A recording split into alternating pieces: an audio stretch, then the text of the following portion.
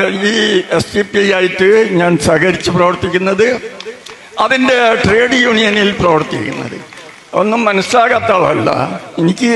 ഞാൻ പറഞ്ഞല്ലോ 96 വയസ്സാണത്.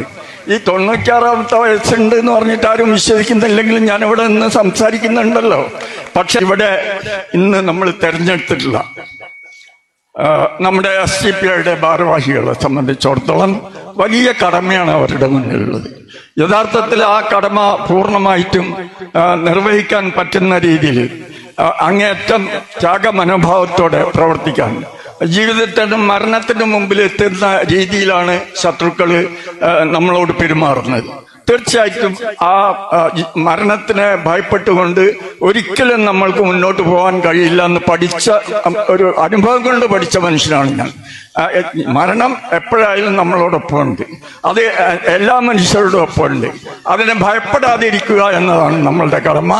ഭയപ്പെടാതെ മുന്നോട്ട് പോകണമെന്ന് നിങ്ങളോട് അഭ്യർത്ഥിച്ചുകൊണ്ട് നിങ്ങൾക്ക് ഒരിക്കൽ കൂടി ഊഷ്മളമായ അഭിവാദ്യം പറഞ്ഞുകൊണ്ട് ഞാൻ അവസാനിപ്പിക്കുന്നു.